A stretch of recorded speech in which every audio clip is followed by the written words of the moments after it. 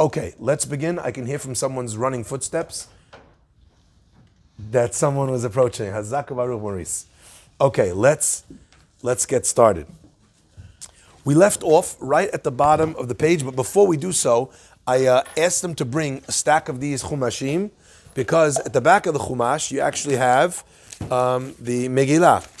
So if I could ask everyone to just grab one of these for 2 seconds, and I'll do something that I've done already with one or two of you, in directing your attention to the relevant chapter of the end of the story of the Megillah.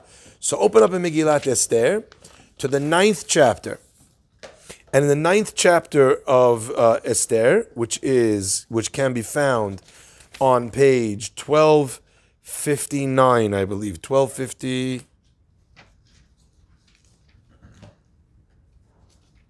Sorry, 1258. We're going to go into beginning of chapter 8.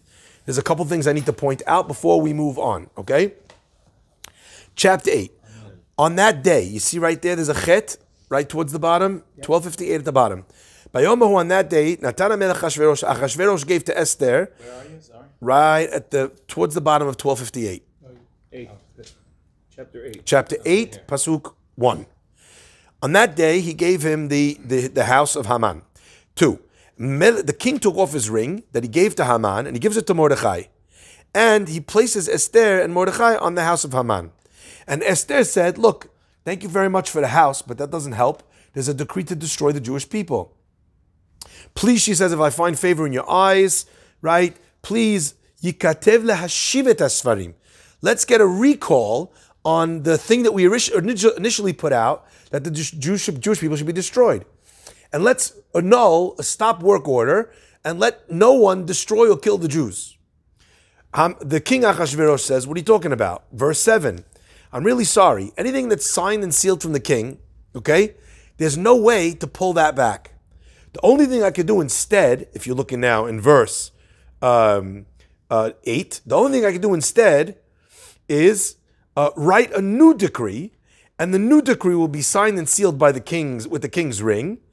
Verse 10, and they sent out new books, new scrolls, saying, Yud Aleph, that the king gives permission to the Jews in every city, lehikahel, to gather, which is the word that we found in the end of the Gemara and the end of last week. On the 13th day, they could gather together, to stand up for themselves. They can stand up against anyone that's trying to kill them, any one of their enemies. They have the royal imperial right to defend themselves.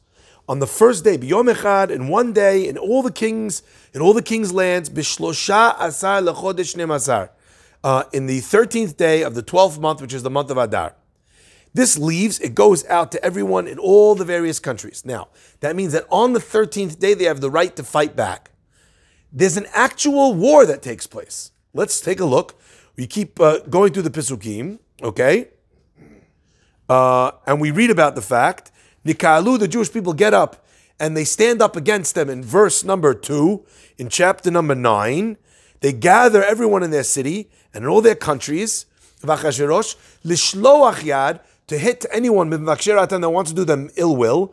And not a single person was able to stand up against them, and because the fear of the Jewish people had gripped the people. Everyone, Kikadol Mordechai, the Jewish people, verse 5, they strike Makatchev, Hereg V'Avdan, and they did anything that they wished to any one of their enemies. In the city of Shushan, they kill 500 anti-Semites that wanted to kill them out. The 10 sons of Haman that are then read, Ve'et, Ve'et, Ve'et, Ve'et, Ve'et, Ve'et, Ve'et. And the Pasuk tells you, and on that day the numbers came back to the king for all the people that had gotten killed, 500 in those cities. And Esther says, if we have this day, great, but we need still another day. Okay? Also on the 14th day, L'chodesh Adar. And they kill 300 ish, another 300 in the city of Shushan. But in the rest of the countries, take a look at this, verse number 15, they gather together and they kill 75,000 across the 127 countries of King Achashverosh. On the 13th day, V'noach, and they rest on the 14th day. So remember, In Shushan, they killed on the 13th day their enemies. And on the 14th day, she got an extra day. They killed 500, and the next day 300. And then they rested on the 15th day. So in Shushan, there's 2 days. In the rest of the country, there's only 1 day. And they rest on the 14th day from their enemies. Okay. Once that happened, The rest of the country, it's on the 14th day. on the 14th day, they went to war. 13th day, they went to war. 14th day, they rested. Okay? After this had happened, therefore, says the Pasuk in number 17, V'noach ba'arba'asar bo, they rested on the 14th day. And what did they do on the 15th day? They partied hard. Ve'asa oto yom ishteh v'simcha, on the 15th day. Everywhere else where they went to war on the 13th and they rested on the 14th, what did they do? Ve'asa oto yom ishteh v'simcha. They made the 14th day the day of celebration. Al ken, therefore, Yehudim apirazim, the Jews that were spread out, that sat in the cities that were unwalled, be'arei apirazot, osim et yom haba lechodesh adar. They did the 14th day, a day of joy and gladness, and siman tov, mazal tov, mishloach ma'anot, ish l're'eh hazak u'baruch. And Mordechai writes a letter to everyone saying, L'kayem alehem. This is the verse that we read in the beginning of the Megillah. Now we're in verse number 21. That they should do on the 14th day, chodesh adar, ve'et yom, look carefully, and on the 15th day. They should do the 14th day, ve'et yom, and on the 15th day, in every single year. Kayamim asher nachu, just like the days that they rested in Shushan and the rest of the countries respectively, so too, they should do the celebration of the days of Purim forever and ever, according to that measure. It should be both days. Excellent question. You're nailing the Gemara that's about to come. And that's why it was important that we read these verses inside so we understand exactly what's about to take place. Okay? Thus far, we have read a very simple Mishnah. The Mishnah says, 14th day, 15th day, those are the days that you read. 14th day is the people in the cities that are unwalled. 15th days is people in the cities that are walled. And we said that we got that from the Pasuk that says 14th day in the unwalled cities, 15th day Shushan, and that we're assuming means the walled cities as well. Okay? Where do we get 11, 12, 13? Machloket, 2 opinions. One opinion says, Zmanam, Zmanehem. We learned it from there. Okay? Second opinion says, Kayamim, like the days. The Gemara asks in both cases, all you added was 2 days. How do you know that that includes 11, 12, 13, which is 3 days? Gemara answers, it means 2 days because you don't need to include the 13th day because the 13th day was the day of the war itself. Obviously, that's a day that's Purim adjacent.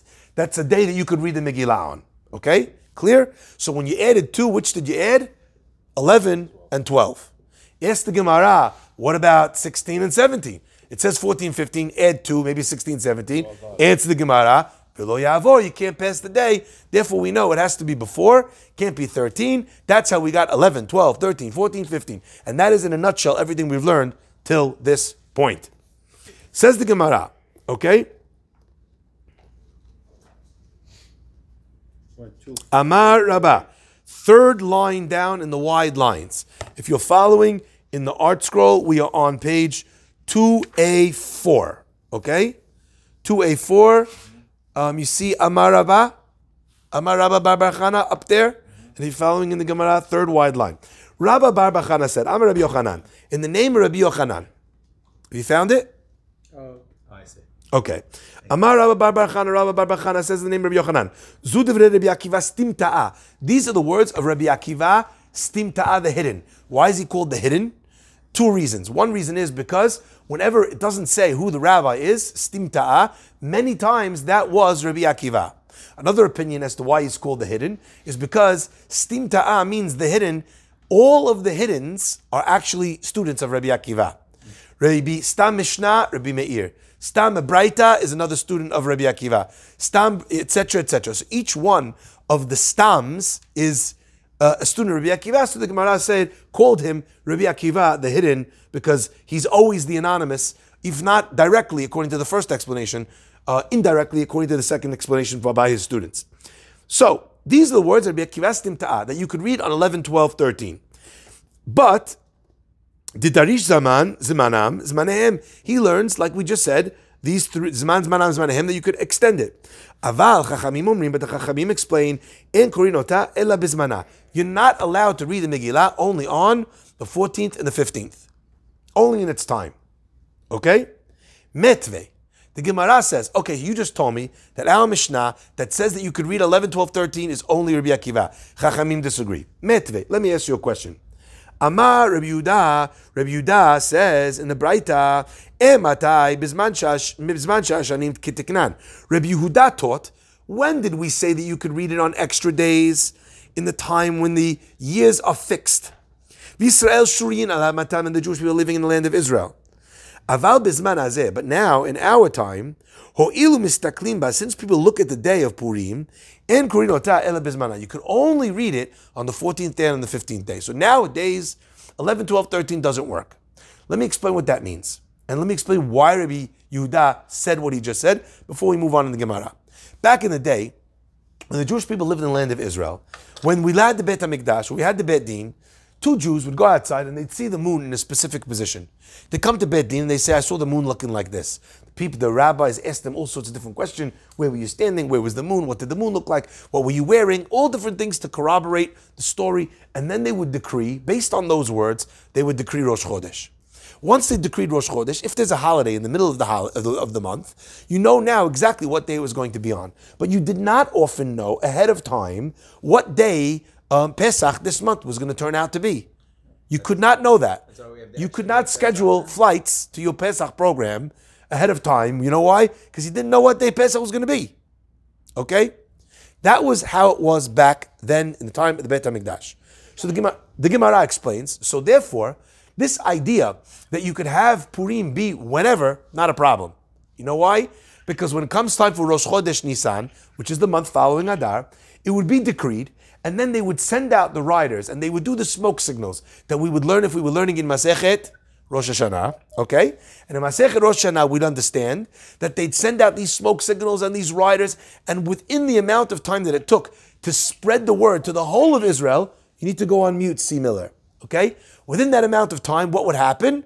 We would let everybody know that the 15th day was this day, and therefore today is the day of Pesach. But now that the Jewish people live everywhere, he's actually referring to before a set calendar. And how do we let people know when the first day of the month is? We didn't have a fast enough system to get the riders and the message in a small amount of space like in Israel to far-flung communities. What might happen? I look at the day of Purim and I know it's on a Wednesday.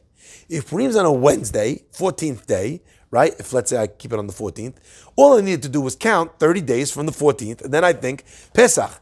Now, if actually the day that I saw the Megillah reading was what day? 11th. The guy way off when thinks that was the 14th. He starts celebrating Pesach 3 days early. It's not a problem that he went early.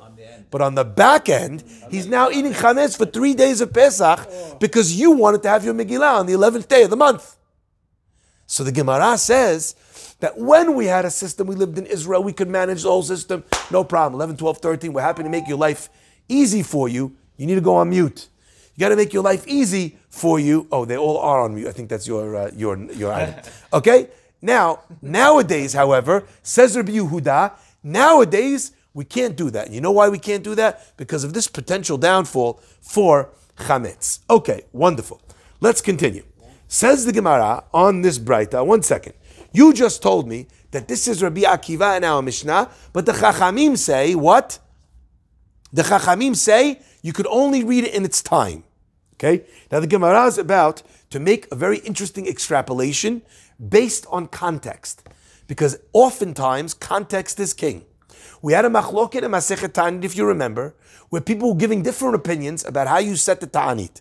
And the Gemara answered, you know why? Because that rabbi who said that, where did he live? In Israel. That rabbi, where did he say what he lived? He lived in the valleys of Bavel. In Bavel, in the valleys, not only did they have rain, sometimes they have flooding. In Israel, what did they have? They had always had problems with Israel. So context is king. Says the Gemara as follows. If this is the case, now this Rabbi Yehuda, who said, when did we say 11, 12, 13? Only back then, but not now. You're telling me, one second, that our Mishnah is Rabbi Akiva. But the Chachamim say, nowadays, you can't do it. That means, hold on, says the Gemara, who's this going according to? Rabbi Yehuda aliba deman. Who's he saying his opinion limiting then versus now in the opinion of? If he's saying it according to Rabbi Akiva, afilu bizman hazeh, even during this time, ita lahai takanta, he says his ruling. Why? Because Rabbi Akiva, if you know when he lived, even though most people think, oh, the Romans killed him, the Romans destroyed the temple, the 10 Asarah Rugei Malchut were killed before the temple was destroyed. Incorrect. The 10 scholars that were murdered by the Romans were murdered over a long span of time before, during, and after the destruction of Beit HaMikdash. Most of Rabbi Akiva's legacy happens after the Beit HaMikdash is destroyed. And since that's the case, if Rabbi Akiva is the person telling us this Mishnah, likelihood is he's telling us this Mishnah after the time when they're already not in Israel anymore. So Rabbi Akiva said you could do 11, 12, 13 when? Not just before, not just then but not now, but even now. So therefore Rabbi Yehuda cannot be talking about Rabbi Akiva. So it must be, what's the only other option? He must be going according to Rabbanan. The Rabbanan said that you cannot do 11, 12, 13 nowadays. Ubizman shashanim kitiknan, and in the years when things are good, v'Yisrael shuriyim alamatan, and the Jewish people are living in their land, mia karinan, you're telling me that then you would actually say it. One more time. Let's start again. We have Rabbi Yochanan that says that Rabbi Akiva says you read 11, 12, 13. Chachamim say only read it in its time. The Gemara says that can't be Rabbi Yochanan. Why? Because I have a braita from Rabbi Yehuda. Rabbi Yehuda says that this is only then but not now. Okay? Rabbi Akiva, he can't be going because Rabbi Akiva lived now. So he must have been talking now. The only option is the Chachamim, which you just said, actually, that the Chachamim hold, you can only read it in its time. But I have a qualifying opinion over here that says that Rabbi Yehuda is saying that you can't read it now, but you can read it before. If you're saying that this Mishnah is only Rabbi Akiva and the Chachamim disagree, they disagree always. Obviously, the Chachamim could not disagree always, and they must at least have held that you could hold Zman Zmanehem before the time that we left Israel. Because if that's not the case, Rabbi Yehuda doesn't make any sense. Everyone understands exactly what we just said? Why do they always have to disagree? Why does who always have to disagree? The Chachamim and Rabbi Akiva always have to have an opposing opinion. That's the point. Is that Rabbi Yehuda said Rabbi Akiva says Zman Zmanam Zmanehem, indicating that the rabbis don't learn that way, which means that they don't learn that way ever. I got it. That's what I was missing. Right? The only way ever. And if that's the case, so if you're telling me that you have a Rabbi Yehuda who says, oh, we don't do it now, we did it once, and that's not Rabbi Akiva, only other people it could be is Chachamim, they're never going to hold that way because they don't hold the Zman Zmanam Zmanehem. Clear? Yes. Okay. So now the Gemara says, the Gemara is going to continue. Mia, Karinan, Tufta, Rabbi Yochanan, Tufta. Knock out the Rabbi Yochanan, Tufta, knockout. Okay? We've knocked out his opinion. That Rabbi Yochanan said that this Mishnah is going according to Rabbi Akiva and not according to the Chachamim. Okay? Amar Rabba Bar Chana, Rabba Bar Chana said, in the name of Rabbi Yochanan, Zu divrei Rabbi Akiva. These are the words of Rabbi Akiva, stim ta'a. Aval Chachamim amru, but the Chachamim explain b'zman hazeh, ho'il mistaklin, since now we look at that day as a marker for Pesach, en korin ota ela b'zmana. Tanya nami hachi, the Gemara now brought another version of this idea. So the first time, what did we do? The way we structured the Gemara is, we had Rabbi Yochanan say X. We bring a question of Rabbi Yochanan, we knock him out. The other opinion says, no, from the beginning, this is how we learned the idea. Ika de Amri, Amar Rabbi Yochanan says, this is Rabbi Akiva, but the Chachamim say, Bizman hazeh, oil b'stakid. So already in the first iteration, Rabbi Yochanan was saying what the Gemara concluded with, that the Chachamim have an opinion that says, in the beginning we held like Rabbi Akiva, in the end we disagree according to Rabbi Akiva. So they give two different thoughts of Rabbi Yochanan? No. Contradicts himself? No. The way it is like we have two tellings over about how this went down in Bet Midrash. One is that you had someone presenting an opinion about Rabbi Yochanan that then got knocked out because it must be that Rabbi Akiva always holds 11, 12, 13. Chachamim sometimes hold 11, 12, 13. The other way that they related the conversation about Midrash was that that's actually how Rabbi Yochanan said it in the first place. That Rabbi Akiva in the Mishnah is saying 11, 12, 13 always, but the Chachamim, they hold 11, 12, 13 then, but not now. So they're correcting what they said previously about Rabbi Yochanan. No, they're not correcting They're it. misinterpreting These the are verse? two different, we're relating the conversation. Two different people are relating the conversation. In one conversation, the guy related Rabbi Yochanan, so to speak, as being wrong, and we proved him wrong, because he said always the Chachamim say no 11, 12, 13. In the other opinion, we're saying no. Rabbi Yochanan from the beginning said that the Chachamim sometimes yes, sometimes no. But be that as it may, don't get sidetracked. What we're walking away with, at least for this part, at least where we are right now, is Rabbi Akiva says 11, 12, 13, always. Chachamim say that was then, but now no longer. By the way, like I said, this idea, but now no longer, is only an interim now, because where are we now? We're now in a period where we have a calendar, so we're never mixing up Pesach. So when we say now, we don't actually mean now. We mean then before. Galut is now, but now where we have a calendar, we're never mixing up Pesach anyway. Right. So Chachamim would still not have a problem. Was in that interim period where we did not have a fixed calendar, but we could not get the word fast enough to you what day Rosh Chodesh was. I thought they were following the lunar, sun, the stars, to get to their holidays and to get to their days. Now all of a sudden they're just following when the last holiday was? No, they are following the lunar. But following the lunar, before you followed the calendar, okay, the calendar which sets the dates, was something that was dependent on the eyewitness testimony of people. They would come in and they would say, I saw the moon like this. Mm-hmm. The Chachamim would ask them a question. They would ascertain that it was actually Rosh Chodesh, and then they would announce Rosh Chodesh. Okay. How long does it take? For me, I don't have WhatsApp. How do I get the word from Yerushalayim to the Eilat, to Zichron Yaakov? They had riders on horses. They would have smoke signals on the mountains. They figured out ways to spread the news. But it took amount of time to get that news to further places.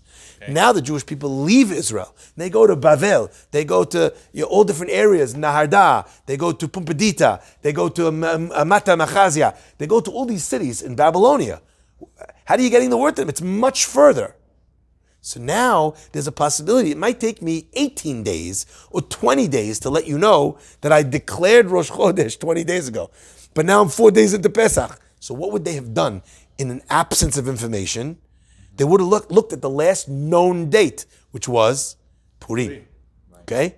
So that's why, and that's a problem. So therefore Chachamim said in the interim, we're not doing this 11, 12, 13 because we're more nervous about karet for eating chametz than the villager being able to have something more convenient for him. Now that you have a calendar, it becomes irrelevant. Now that you have a calendar, technically we could go back to 11, 12. We could go back to 11, 12, 13, yes. We weren't in Galut. No, the galut part is only about the inability to get there. If we have a calendar, why would we go back to 11, 12, 13? The reason for 11, 12, 13, they don't have the reading. I got it. Remember? So I live in the village, in some way, little hamlet in Russia.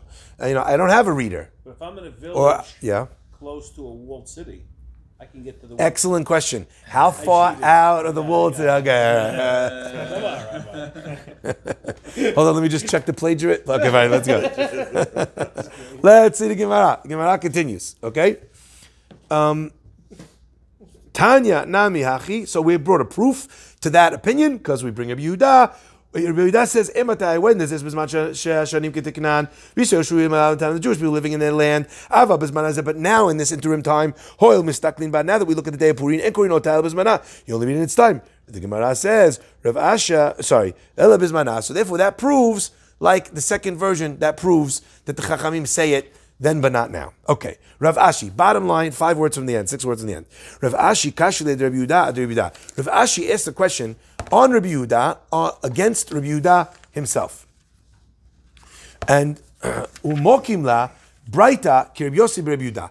And because he has these two Rabbi Yehudas fighting against each other, contradiction, so he changes the language of the braita, not to be Rabbi Yehuda, but rather to be Rabbi Yossi bar Yehuda, Rabbi Yossi the son of Yehuda, which is another person, so it's not a contradiction. Like, let's say it says Rabbi Farhi says you're allowed to eat on Tuesday. Then you have another thing. Rabbi Farhi said you're not allowed to eat on Tuesday. You know what the answer is? It wasn't Rabbi Farhi, it was Rabbi Sarhi, another one. That's why there's not machloket, okay? So we'll see why the Gemara is going to ask. That's such a cheap way out. You have a machloket, you just change the name? What kind of thing is that? We'll get to that in the Gemara in just a second. The Gemara says, what is this contradiction between Rabbi Yehuda and Rabbi Yehuda? Umiyah Rabbi Yehuda. Did Rabbi Yehuda say, B'zman hazeh, ho'il mistaklim ba, since we look at the day of Purim, en korino ta'al b'zmana, we don't read it only in its time, okay? Does Rabbi Yehuda actually say that? Viraminu, let me ask you a question from the Mishnah. The Mishnah says on Daf Hey, on page 5. Rabbi Yehuda says, Ematay makom shenichnasim b'sheni b'chamishi. When do we allow 11, 12, 13? Only in a place where the people go into town on the Mondays and Thursdays. What if you have a village that they never go in on Tuesdays and on Mondays and Thursdays? They never travel in. You know why? Because there's no Beit Din. That's what Rashi says. But technically, what if they don't go in because they have their own reader? Or if they don't go in because there's no reader in the city either? Or if they don't go in because they have their own shuk? Or whatever reason is. The people are not traveling in on Monday or Thursday. Now they just want to read it another day. Can they do that? No. The Mishnah says the name Rabbi Yehuda, they can't do that. In such a case, in Korinota, Ela Bizmana, they could only read it in its proper time, i.e. the 14th and the 15th. The Gemara, sort of... It doesn't seem like they're saying anything new there, because it seems like the only reason, it always says you have to read on 14, 13, only if you're going in, you could do 11, 12, 13. I didn't hear what you just said. I didn't hear what you just said. Didn't it initially say that the only way you can read it early is if you're a small village that's going in? Oh, so that's the difference. We said small villages, this is the halakha. We didn't tell you why. I just jumped ahead and let you know that the reason is because they're doing this. Okay? Now the Gemara is actually going one step further, and it's saying this is not a small village thing, that if you're a small village you have special dispensation. The point is that you're going into the big city. Let's say you have a small village that doesn't do that, then the halakha would stay that you could only do it on the 14th and 15th. The Gemara then says, okay, hold up. That means that if you do go in on a Monday and Thursday, what do? When do you read it? Monday or Thursday. On which day would that be? 11, 12, 13. But you just told me that Rabbi Yehuda only says that you're allowed to do 11, 12, 13 in the time of the Beit HaMikdash. And now you're telling me, oh no, it depends on if the villages are closed, if they're going in or not. What do you mean? I thought nobody reads 11, 12, 13 nowadays because of the whole Pesach problem. So we have a contradiction. Rabbi Yehuda on Rabbi Yehuda. You got it? No. Okay. Who's contradicting? Rabbi Yehuda is contradicting Rabbi Yehuda. Let's do statement number 1. Contradicting himself? Yes. But they call him Rabbi Same Yossi, period of time? Same rabbi, same guy. Okay. Rabbi Yehuda in one place says that this idea 11, 12, 13, only then, not now. Okay. Now I have another Rabbi Yehuda. Rabbi Yehuda says this idea of 11, 12, 13 is only if you're actually going to go into the big city. If you're not going to go into the big city, you can't use it. Indicating that if you are going to go in the big city, you can use it. But you just told me that you can't use it at all now. Right. That time for that is sailed. Name change. Name change. Answer the Gemara. Beautiful. Okay. Mokim la lebraita. So what does the Gemara? What does Rabbi Yarav Ashi do because of this problem? Mokim la lebraita Rabbi Yossi bar Yehuda. He changes the name of the braita that says that it's only then but not now to Rabbi Yossi bar Yehuda and not Rabbi Yehuda. The Gemara says, what kind of sketch is that? Umishum de kasha le Rabbi Yehuda ad Rabbi Yehuda, because you have a question. Rabbi Yehuda to Rabbi Yehuda. Mokim la lebraita Rabbi Yossi bar Yehuda. She's going to change the authorship? What kind of thing is that? Gemara answers, no. Rav Ashi shmiale the ika detani la Rabbi Yehuda, v'ika detani la Rabbi Yossi bar Yehuda. He heard this braita. Some people were like, Rabbi Yehuda says. Some people said, Rabbi Yossi bar Yehuda says. That means that there were two versions that were handed down in the Beit Midrash. One group was saying name Rabbi Yehuda. One group was saying the name Rabbi Yossi bar Yehuda. Rav Ashi says, you guys are obviously wrong. Because there's a contradiction between Rabbi Yehuda and Rabbi Yehuda if you're right. Must be. No, you know what it is? Let me explain. No. It's very simple. Let's say you have one guy says, I heard that Rabbi Yedid said only allowed to eat SBD. This is not true. This is just an example. Please don't make political snafus with it. I heard that Rabbi Yedid said only eat SBD. The other guy says, what are you talking about? I heard that Rabbi Yedid said that anything that says on it Bet Yosef meat, it's all the same. SBD, DBD, DOD, FBI, CIA, no problem. All good, they're all the same. Right? The other guy says, well, actually, no, that wasn't Rabbi Yedid. I heard the same thing in the name of Rabbi Shmedid. The guy's like, oh, Rabbi Hadid. Obviously, you read it wrong, because if it was Rabbi Yedid, we have a question. If it's Rabbi Hadid, there's no question. How do you know which one's right? Because of the contradiction. No. No, That's which one is the default? Right. How do you know which one is the right because one? the other one, there's nobody saying it's Rabbi Hadid. One is only said in the Mishnah, we have it, it's printed. So the Mishnah is in the name of Rabbi Yehuda. Now I have a Braita that's not printed. That contradicts the Mishnah, it's Rabbi Yehuda. And Rav Asi says, in that Braita, I have two people telling me the name of the author. And I have a contradiction. So the contradiction itself proves that these guys are right and these guys are wrong. It must be that it was Rabbi Yossi Rabbi Yehuda who said in the Braita that this time is no longer relevant. And Rabbi Yehuda, who holds this time is relevant, but it's a matter of geography. It's a matter of what's going on the ground, if they're actually coming in or not. Okay? So he's not really changing the name as much as saying this is the accurate version. For our purposes, it's since there's no Beit HaMikdash, it's only 14 and 15. So except for the fact that we said earlier, right? Remember what I said before? You could do it as a day. I said two things. Number one, Unless the calendar. Right? Rabbi Akiva says even now. And if you're going to go like the Chachamim that say now then, we're now post that, we're now in calendar days. So technically that should still work even in our day. Okay? But let's carry on. We'll go further based on that. Okay. But when they were discussing this, Yes. what was held up? Which opinion was held up? Correct. So sometimes the Gemara brings out a halachic ruling. Other times the Gemara does not bring out a halachic ruling. And you know why? Because there's already mechanisms in place as to how you decide a machloket. Let me give you an example. There's an idea called lezil batar batra, which means let's go after the final one. Because this, in law, if there's a ruling in 1960 and a ruling in 1980, what do we say? We say the 1980 ruling saw the 1960 ruling and read, knowing what they knew, ruled this way. So we always assume that the final person already heard everything that came before him, and therefore we follow the last one. The other one says, no, we follow not the last one, we follow the bigger one. Who's the bigger Talmid Chacham? Okay? That's what the law is in the United States. It's called precedent. Precedent, that's what I'm saying, legal precedent. Okay? It's not the latest necessarily, no. No, I'm giving you two examples. So there are rules as to how we decide in these cases. The Gemara doesn't go in each case and go through the mechanism for deciding halakha. I'll give you another one. There's an idea that says Rabbi Akiva michavero. Anytime there's a machloket between Rabbi Akiva and his friend, who do we rule like? Rabbi Akiva.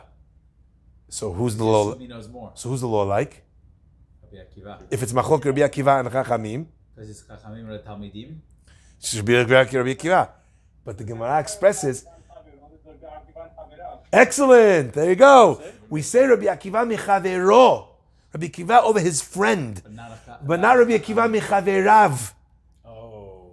So not when it's the multiple, not when the majority. Here it's the What Chachamim. about when it's his students? Because didn't we say it was Rabbi, what was the word that they used for? Stim ta'ah. The Chachamim here are not his students. Right. Right. Was No, but I'm saying, Plato does it smarter matter? than Aristotle and Socrates? Does he get precedent even when it's his students? I've not seen a case where we would overrule mechaverav because they're his students. Okay? Let's carry But on. this Rabbi Akiva, is he? I thought like we go by the person that was the Chachamim or the people that were closest to the time of Moses. I thought they like set the tone. So there's like contradicts precedent. That's true. So as an example, if I have a Mishnah, the Gemara can't argue on a Mishnah. Okay? But in every scenario where the Gemara is arguing on a Mishnah, what you'll find out is that the Gemara is actually relying on another Mishnah that says what it says. And what the Gemara is doing is telling you We don't hold like that Mishnah. We're following the Tana, the rabbi of that era, from that Mishnah. Okay? And that's how we're ruling. Okay?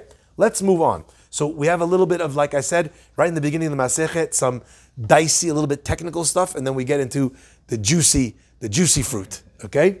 Let's move on. So just a question. Rabbi Yehuda is saying that you can read it on 11, 12, 13 if you're for the small cities. But is he saying also that? No, he's literally not saying that. He's saying that you could read 11, 12, 13 in a small city that goes to a big city. But if you're in a small city and you don't go to a big city, you don't have the small city exception. Correct. But then then I guess now Rabbi Yehuda or Rabbi Yossi, they're saying that doesn't apply post Beit Hamikdash. Rabbi Yossi Rabbi Yehuda argues on Rabbi Yehuda. It's only a problem if Rabbi Yehuda is arguing on himself. Rabbi Yossi Rabbi Yehuda says, no, I disagree. Even a small city that goes to a big city still has to read 14, 15 because that whole 11, 12, 13 was only before, not now. Okay? But Rabbi Yehuda didn't say, where does it say that Rabbi Yehuda says before, not now? No, Rabbi Yossi Rabbi Yehuda. No, Rabbi Yossi Rabbi Yehuda, we're now saying that Braita is Rabbi Yossi Rabbi Yehuda. Where on Daf Bet Amud Aleph, he said, all of that was according to Rabbi Akiva. But, Aval Chachamim Omrim, En Korinota Ela Bizmana. On that we said, what does that mean that the Chachamim say that? It means in this time, but not in the earlier time. So we have an opinion that says the Chachamim agreed with Rabbi Akiva initially, but disagreed with him now. Who we now saying says that? Rabbi Yossi Rabbi Yehuda. Who would argue on Rabbi Yehuda, who says, no, that law is still relevant now, but it's only relevant. Yeah, okay? All right, let's move on. The Gemara says as follows. The cities that are surrounded by a wall. 1 second. We skip Rav Ashi now. Rav Ashi, sorry. No, that's what we just said. Rav Ashi Shmialei, he heard the people saying, he heard one group of people saying it one way, one group of people saying it the other way. Once he had a question of Rabbi Yehuda versus Rabbi Yehuda himself, Amar, he explained, Man detani like Rabbi Yehuda lav dafka. The guy who said Rabbi Yehuda was not being thorough in his analysis and finding that the name of the rabbi. Silly oversight. Man detani la, exactly. The person that held, that said that was Rabbi Yossi, Rabbi Yehuda, they were paying attention in class. They understood the assignment, like they said. Okay. The Gemara now continues. Krachim amukafim choma. Cities that were covered, that were surrounded by a wall. Mimot Yoshua ben Nun, for the days of Yoshua ben Nun. Korin b'chamisha asar, read on the 15th day. The Gemara says, Minahani mili. Where did we get this idea that cities that are surrounded by a wall read on the 15th? Who told you that it has anything to do with being surrounded by a wall? The Gemara says, Amar Rava. Rava says, the Amakra, the Pasuk tells us, Alken, therefore,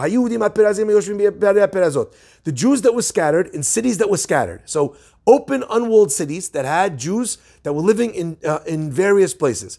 What did they do? They do biyom 14. Now, it's important that you find the Pasuk that we just read earlier. Go back to the Pasuk, little Pasuk in number... Alken, where is it? Number Aleph, on the little, you see in the little margin? You see the first one. Alken, therefore, Hayudim Apirazim, the Jewish people that were living separately, Hayoshvim Be'arei Apirazot, in cities that are separated, that are not walled, Osim et Yom 14 l'chodesh. They do the 14th day. They do it as Simcha, Mishteh, Yom Tov, Bishloach Manot, Israel. They celebrate Purim with all of its intention on the 14th day. Clear? So therefore, says the Gemara, hold up. That is an implication from the fact that I know that the guys in the unwalled cities are doing the day 14, mukafin choma, the ones that are surrounded by a wall, are b'chamisha on the 15th day. Why? Because the Pasuk tells us that the celebration of Purim is on the day, which is the 14th day, ve'et yom achim and on the 15th day. So if it tells me 14th day and 15th day, and then it tells you unwalled cities is on the 14th day, by process of elimination, when are the walled cities? 15th day. That's the source, that walled cities are on the 15th day. Clear? Your question is still in the background, and we're coming right to it now in the Gemara. Says the Gemara, 1 second. Ve'ema perazim be'arba'asar mukafin klal klal lo. 1 second. How do you know? Maybe on the 14th day, which it says specifically in the pasuk we just read, that's when the cities that are not surrounded by a wall read it. Mukafin, but a city that's a walled city, klal klal lo, does not read the Megillah at all. Because all it tells us is, therefore the unwalled cities read on the 14th. So why would you say not read at all? Because it doesn't say that they have to read. So you said it says 14, unwalled 14. It doesn't say walled 15th. So I'm gonna assume unwalled don't read at all, because it doesn't say in the Megillah that walled cities have to read at all. Or why can't you assume that they read on the 14th and the 15th? Excellent. We're gonna get there in just a second. Okay, but the Gemara is saying at this point, you have no pasuk that says walled people read on this day. 0 pasukim say that. You have a pasuk that says, Doesn't it just say they celebrate? Last class talking about the 3 different, the big city, the small city, and the unwalled. yes. So we asked, where did we get that from? That a walled city reads on the 15th. We're looking for the source now. The Gemara says you have no source. All you have is that it says 14th and 15th, and unwalled cities on 14th. What does it say about walled cities? Doesn't say anything. Now the Gemara is going to say, what are you talking about? Out of your mind? The walled city doesn't have to read at all? Why would that be? Vilav Yisrael linu? What, if you live in a walled city, you're not Jewish? Doesn't make any sense. Ve'od, and not only that, mehodu ve'ad kush ktiv. The pasuk says that Mordechai told the Jewish people. Okay, look down at the notes in number 11. Ve'chtov Mordechai, and Mordechai wrote these words, and he sent Sepharim to all the Jewish people. Asher b'kol medinot hamelech, in all the countries of the king. Hakrovim ve'arachokim, close and far. L'kayem alehem, to keep alehem la'asot, liot osim, to do the 14th day of the month of Adar, ve'et yom chamisha asar bo, and on the 15th day every year and every year. Indicating that Mordechai had said that every Jewish person in 127 countries has to read the Megillah. There were walled cities in those countries. And there's walled cities in those countries. So if Mehodu ve'ad Kush, which is where, it skips it over here, but in the beginning of the Megillah, Geographically today? that's the widest. Hodu is India. Kush is Africa. Oh, wow. Means the whole world. The whole civilized world at that time. Okay? Hodu ve'ad Kush. So Achashverosh is ruling 127 countries. Every Jew in the world keeps the laws of Megillah. So therefore, it can't be that a walled city doesn't have to read at all. Okay? The Gemara says, okay, so you know what? Maybe the Ema, by the way, I love the little kind of, I love the spiciness. What are they, not Jews? I love you could have just said the pasuk, but he's like, no. Okay, fine. The Ema, says the Gemara, the Ema perazim be'arbesar. By the way, it gets much spicier when you start learning. You see rabbis calling each other's names, it's crazy. The Ema perazim. You know what my favorite one is? You guys remember my favorite one? My favorite one is that a rabbi, his name, the Maharshal, writes about another pirush, commentary, that wrote a pirush on halacha. He writes that when he wrote his commentary, he did a avera. What was his avera? His avera was bal tashchit. You know what bal tashchit means? That you're not allowed to waste. He says he did a waste of ink. His whole commentary is a waste of ink. I mean, that's pretty harsh. Okay, fine. Says the Gemara, ve'ema perazim, says ve'ema perazim be'arbesar. Maybe the unwalled cities are on the 14th. Mukafim be'arbesar u'bechamesar. Maybe they have to read on the 14th and the 15th. That means you have 2 days Purim. You read Megillah on the 14th and the 15th. By the way, let's just take a look one more time. Mordechai says that the Jewish people have to keep it b'yom ha'arba'asar on the 14th day, ve'et yom ha'chamishasar on the 15th day. Now I have another pasuk says unwalled cities read on the 14th. So what do walled cities do? Go back to the other verse that the Jewish people have to keep Purim on the 14th day and the 15th day. So it seems very clear that a walled city needs to read on the 14th and the 15th. Wait, but if it says that they celebrate on the 14th and the 15th, right? So why doesn't the unwalled city have to read on the 15th too? Because I have a specific pasuk telling me not. So what do they do on the 15th if they have to keep both days? Chilling like a villain. They're doing nothing. Okay? But I have a pasuk that tells me only 14th. They're Exempt. Anus. Okay? Wow. Says the Gemara, 1 second. It can't be. Why?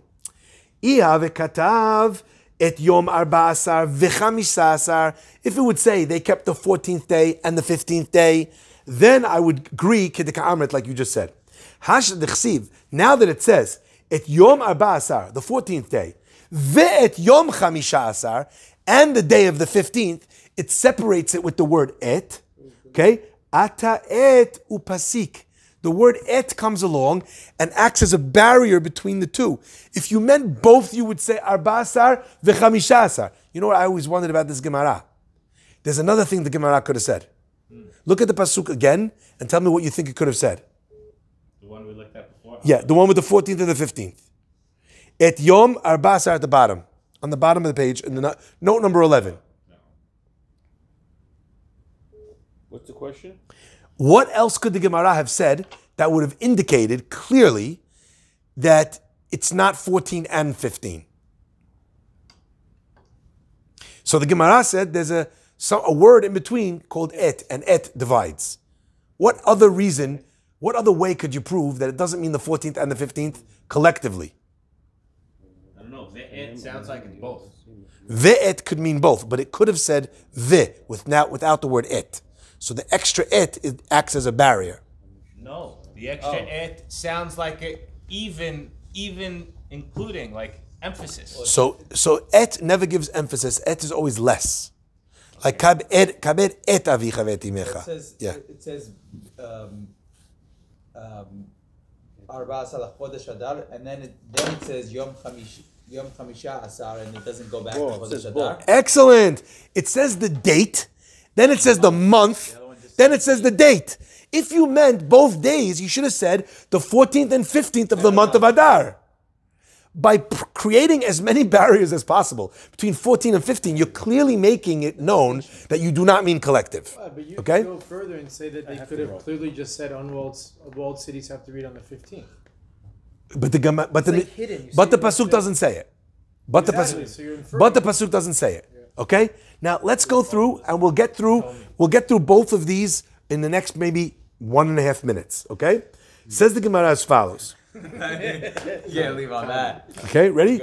Because we're gonna make the same suggestion in two different ways, and we're gonna knock both of them out. Okay, so therefore must be hani ba'arba asar v'hani b'chamisha asar.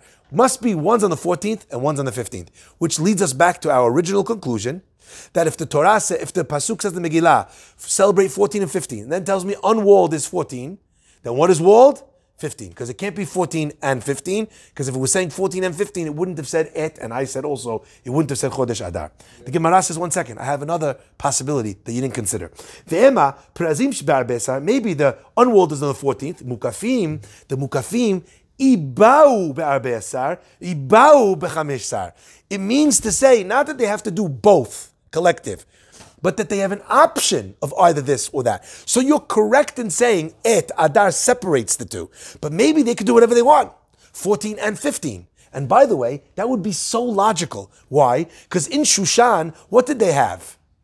In Shushan, unlike everywhere else, they only were able to kill their enemies on what day? 13th day. 14th day, they were resting, they were already celebrating. But in Shushan, what did they have? 13th and the 14th. Killing. Of getting rid of their enemies. So it would make sense that in Shushan, you would have more than one day, or at least more than one day as a possibility. The Gemara says, no, you can't say or this or this. So, and we just chucked. You know what we're about to chuck? Or. Says the Gemara, Amar Kra, the Pasuk says, Bizmanehem, that they have to read the Megillah in their time. Zmano shel zeh, lo zmano shel zeh. Each place reads it. The 14th day, the 15th day in their time. There's no guy that reads on 14 and 15. You're either reading on the 14th and that's your time, or you're reading on the 15th and that's your time. So therefore, the source for that is this exactly what we said. Ask the Gemara, one last thing. 1 second, my last dying breath. Ve'ema betlesar. How do you know that they read on the 14th? Maybe they read in the walled city on the 13th. The Gemara says, Kishushan.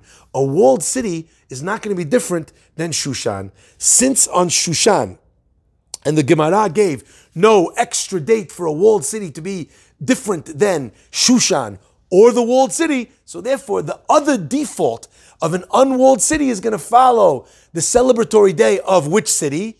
Shushan, the other city that's mentioned. And that deals, Emmanuel, with your question. Why didn't we give you a pasuk for the walled city? The answer is we did. We said unwalled, and then we said Shushan. So the other option is anything which is not unwalled, i.e. walled, is going to follow the other celebratory day mentioned in the pasuk, which is Shushan. Hazak u'baruch. Oh, wow. Hazak u'baruch. Bye, guys.